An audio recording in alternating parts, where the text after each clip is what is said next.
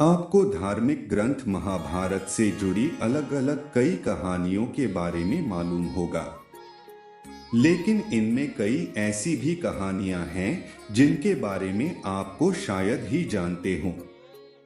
जानिए धार्मिक ग्रंथ महाभारत से संबंधित ऐसी ही 11 कहानियों के बारे में। एक, जब कौरवों की सेना पांडवों से युद्ध हार रही थी, तब दुर्योधन भीष्म पितामह के पास गया और उन्हें कहने लगा कि आप अपनी पूरी शक्ति से यह युद्ध नहीं लड़ रहे हैं। भीष्म पितामह को काफी गुस्सा आया और उन्होंने तुरंत 5 सोने के तीर लिए और कुछ मंत्र पढ़े। मंत्र पढ़ने के बाद उन्होंने दुर्योधन से कहा कि कल इन 5 तीरों से वे पांडवों को मार देंगे। मगर दुर्योधन को भीष्म पितामह के ऊपर विश्वास नहीं हुआ और उसने तीर ले लिए और कहा कि वह कल सुबह इन तीरों को वापस करेगा। इन तीरों के पीछे की कहानी भी बहुत मजेदार है। भगवान कृष्ण को जब तीरों के बारे में पता चला तो उन्होंने अर्जुन को बुलाया और कहा कि तुम दुर्योधन के पास जाओ और 5 तीर मांग लो।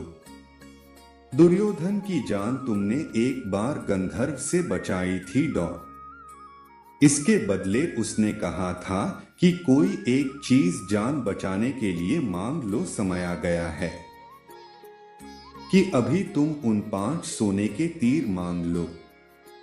अर्जुन दुर्योधन के पास गया और उसने तीर मांगे। क्षत्रिय होने के नाते दुर्योधन ने अपने वचन को पूरा किया और तीर अर्जुन को दे दिए।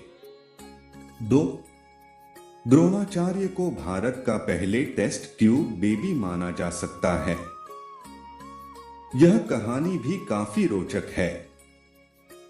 द्रोणाचार्य के पिता महर्षि भारद्वाज थे और उनकी माता एक अप्सरा थीं। दरअसल एक शाम भारद्वाज शाम में गंगा नहाने गए, तभी उन्हें वहां एक अप्सरा नहाती हुई दिखाई दी। उसकी सुंदरता को देख ऋषि मंत्र मुग्ध हो गए और उनके शरीर से शुक्राणु निकला, जिसे ऋषि ने एक मिट्टी के बर्तन में जमा करके अंधेरे में रख दिया। इसी से द्रोणाचार्य का जन्म हुआ।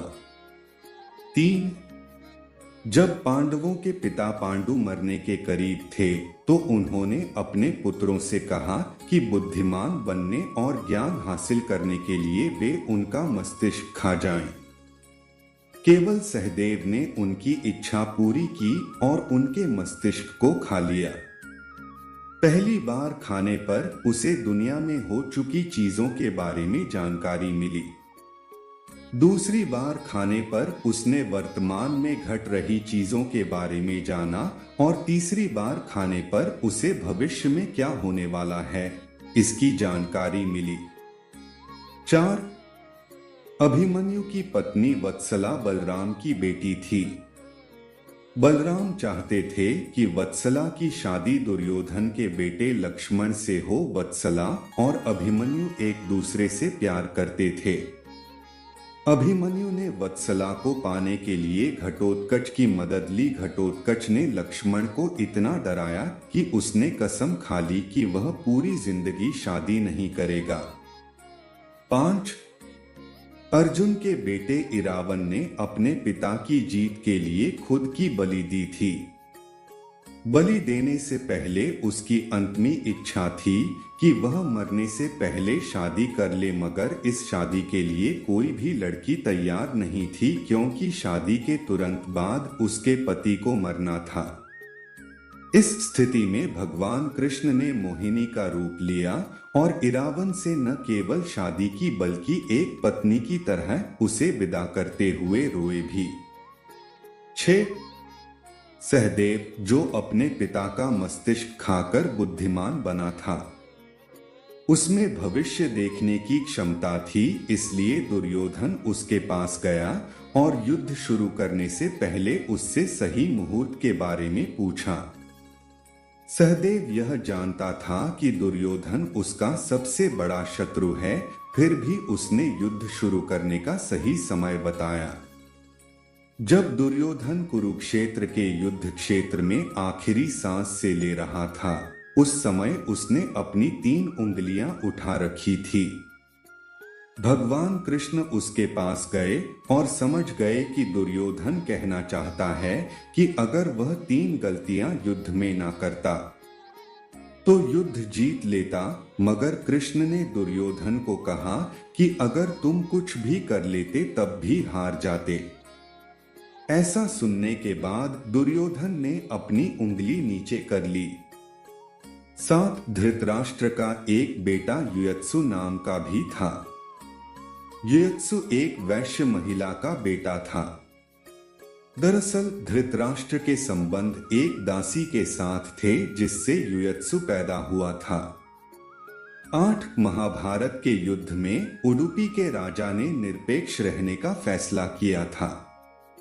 उडुपी का राजा न तो पांडव की तरफ से थे और न ही कौरव की तरफ से। उडुपी के राजा ने कृष्ण से कहा था कि कौरवों और पांडवों की इतनी बड़ी सेना को भोजन की जरूरत होगी और हम दोनों तरफ की सेनाओं को भोजन बनाकर खिलाएंगे। 18 दिन तक चलने वाले इस युद्ध में कभी भी खाना कम नहीं पड़ा। सेना ने जब राजा से इस बारे में पूछा तो उन्होंने इसका श्रेय कृष्ण को दिया। राजा ने कहा कि जब कृष्ण भोजन करते हैं तो उनके आहार से उन्हें पता चल जाता है कि कल कितने लोग मरने वाले हैं और खाना इसी हिसाब से बनाया जाता है।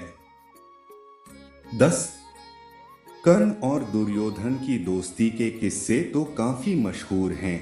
कर्ण और दुर्योधन की पत्नी दोनों एक बार शतरंज खेल रहे थे। इस खेल में कर्ण जीत रहा था, तभी भानुमति ने दुर्योधन को आते देखा और खड़े होने की कोशिश की।